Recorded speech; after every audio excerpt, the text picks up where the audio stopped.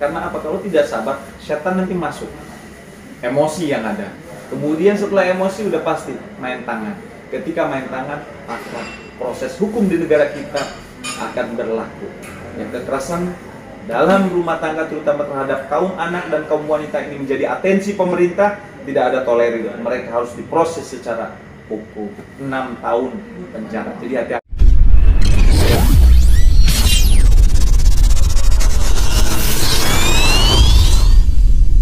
Ada keributan, itu adalah satu dinamika.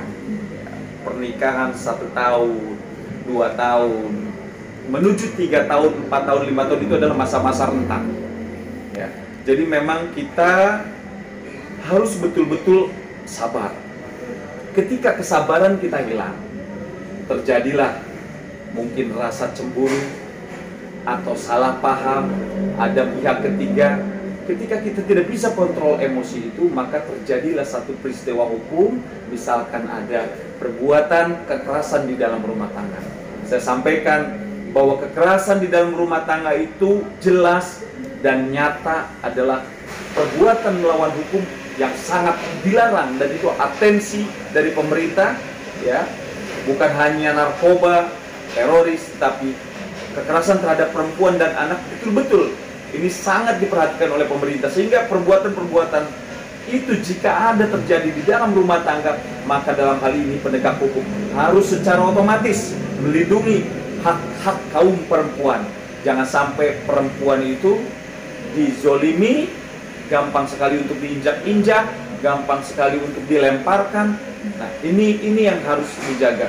Karena apa? Di dalam pasal 44 ya, penghapusan kekerasan di dalam rumah tangga, sanksi pidananya nggak main-main, 6 tahun penjara ya buat suami yang melakukan kekerasan di dalam rumah tangga.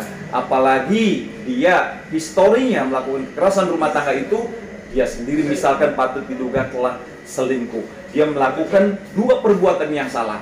Bukan hanya dia melakukan kekerasan dalam rumah tangga, tapi dia juga melakukan satu tindak pidana perzinahan atau perselingkuhan. Jadi pasalnya bisa pasal berlipat, ya, 6 tahun untuk kekerasan dalam rumah tangga, 4 tahun 5 tahun untuk perselingkuhannya. Karena apa? Perselingkuhannya jelas, dia melakukan perkawinan atau perzinahan yang terhalang oleh perkawinan, maka itu juga merupakan perbuatan pidana yang sanksi pidananya 4-5 tahun penjara. Jadi hati-hati buat kaum muda ya, yang pengantin-pengantin baru, tetap sabar, harus saling hormat menghormati, istri menghormati suami, begitupun suami harus menjunjung tinggi derajat kaum wanita.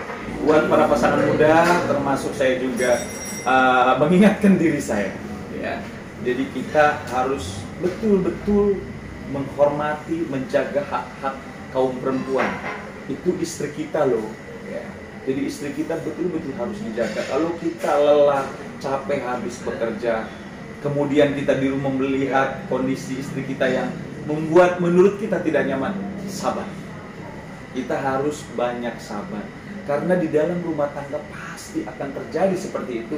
Kita satu sama lain, baik istri maupun suami, harus saling memahami, harus saling mengerti, harus saling percaya supaya tidak terjadi percekcokan, pertengkaran ataupun kekerasan di dalam rumah tangga. Jadi banyak sabar ya, banyak sabar, banyak sabar, banyak sabar. Karena apa? Kalau tidak sabar, setan nanti masuk. Emosi yang ada. Kemudian setelah emosi udah pasti main tangan. Ketika main tangan, maka proses hukum di negara kita akan berlaku. Yang kekerasan dalam rumah tangga terutama terhadap kaum anak dan kaum wanita ini menjadi atensi pemerintah, tidak ada tolerir. Mereka harus diproses secara hukum 6 tahun penjara. Jadi hati-hati, kita lebih baik harmonis, akur, sakinah, mawaddah dengan istri. Menjadi pernikahan ini adalah untuk melengkapi ya kebahagiaan kita menikmati kehidupan. Jadi harus dijaga pernikahan itu dengan baik sampai langgeng, sampai nenek, kakek, nenek, sampai tua, sampai Allah memisahkan. Itu harapan kita. Dikasih anak, dikasih rezeki yang sangat luar biasa, kita harus bersyukur.